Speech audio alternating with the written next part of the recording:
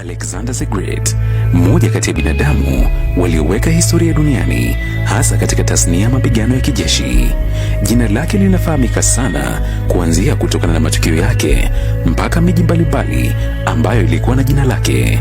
Hakika mtu huyu alikuwa tofauti sana. Moja ya mambo yanayofanya Alexander awe wa tofauti ni kutokana na kuwa aliweza kufanya mambo makubwa katika ulimwengu wa vita akiwa na umri mdogo. Kuna vitu vingi sana katika historia yake, lakini leo tutazame mambo machache ya muhimu kutoka hapa Bongo Faster. Namba 1, familia. Alexander the Great hakutokea kwenye familia ya chini. Baba yake alikuwa mfalme aliyeitwa Philip wa pili, mfalme wa Macedonia, aliyelibadilisha jeshi lao kuwa binadamu hatari sana, na akafanikiwa kushinda vita kadhaa katika falme za Kigiriki, na baadaye akataka kuunda umoja wa falme za Kigiriki, huku yeye akiwa mfalme wa falme zote. Mfalme huyu alisifika sana kwa jeshi lake imara aliloliunda, akiangalia mambo muhimu kama vile silaha na mambo ya usafiri wa wanajeshi. Na hii ni moja kati ya vitu vilivyomsaidia sana Alexander katika masuala ya kijeshi. Lakini pia mfalme Philip wa pili alipenda sana Alexander awe na utaalamu wa kijeshi na uwezo mkubwa wa kufikiri, na ndio sababu akatafuta mtu makini wa kumfundisha mtoto wake. Hebu tulitazame hili katika kipengele cha pili. Namba 2, elimu ya Alexander. Kwa wale waliobahatika kusoma masuala ya filosofia, jina Aristotle sio jina geni sana, ila kwa wale wapenzi wa udaku, jina Aristotle litawapeleka moja kwa moja kwa yule mwanaume anayefanya kazi saluni na anawasifia sana wapenzi wa Diamond. Mfalme Philip wa pili aliamini sana katika ujuzi pamoja na elimu, hivyo alimtafutia mwanaye Alexander mwalimu ambaye angeweza kumfundisha kuwa mtu mwenye uwezo mkubwa sana wa kufikiri, na wakati huo Aristotle alikuwa ni mmoja kati ya wanafilosofia ambao walifaa kwa kazi hiyo. Hivyo moja kwa moja Alexander akaanza kufundishwa na Aristotle, nguli wa masuala ya filosofia kuwahi kutokea katika uso wa dunia.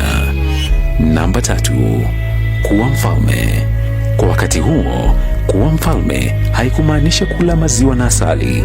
Ilikuwa ni hatari sana, na wafalme wengi walikuwa wakiuawa, na hii ni kutokana na uchu wa madaraka.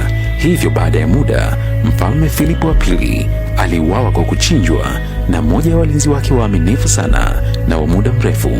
Hivyo ufalme ukatakiwa kwenda kwa watoto wa mfalme, akiwemo Alexander. Lakini hiyo haikuwa rahisi, kwani Alexander mama yake hakuwa mtu wa Macedonia. Hivyo Alexander alionekana kama sio chaguo sahihi kupewa ufalme, kwani hakuwa na damu ya Kimacedonia pekee, bali mchanganyiko wa baba yake ambaye alikuwa ni Macedonia na mama yake ambaye alikuwa ni mtu kutoka katika eneo la Epirus. Kwa upande mwingine, mfalme Philip alikuwa na watoto wengine kwa wake zake wengine ambao walikuwa na damu ya Kimacedonia.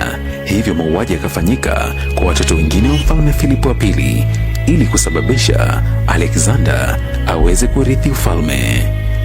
Namba 4, Alexander hajawahi kushindwa vita hata moja katika utawala wake.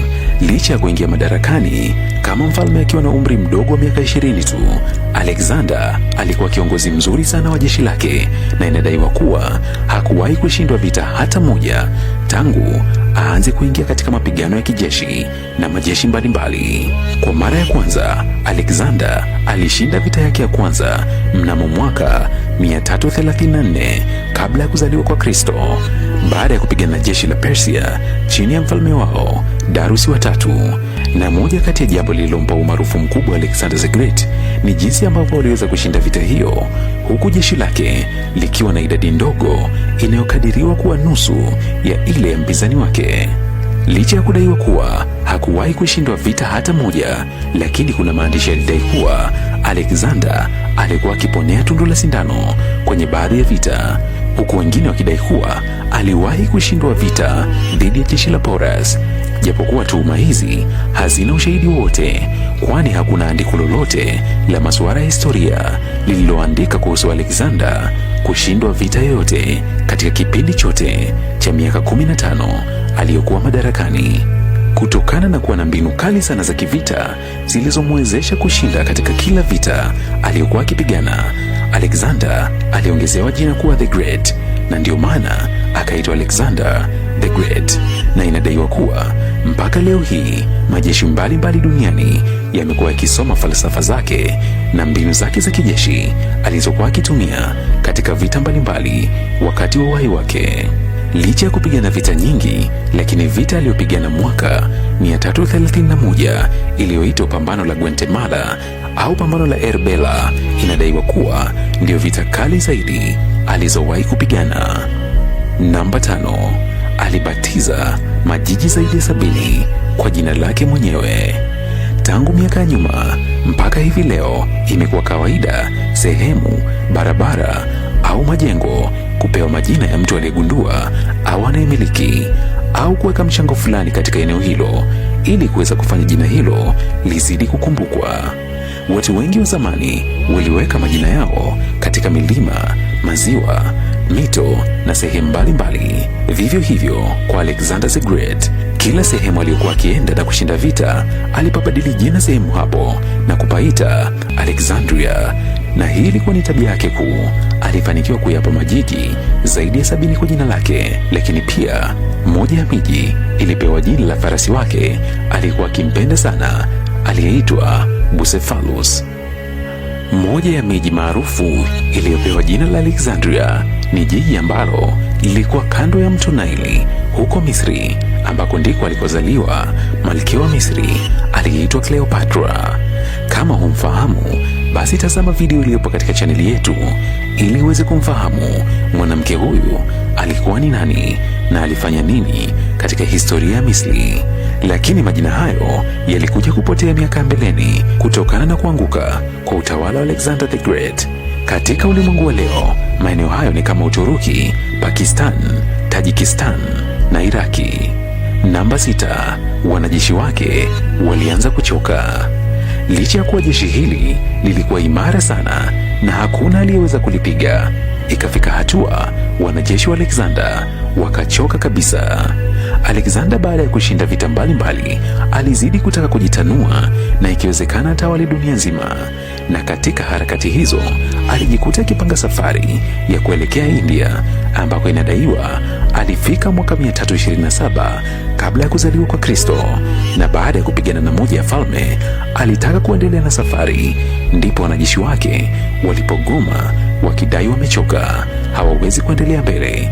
Hivyo Alexander akawa kizuizini.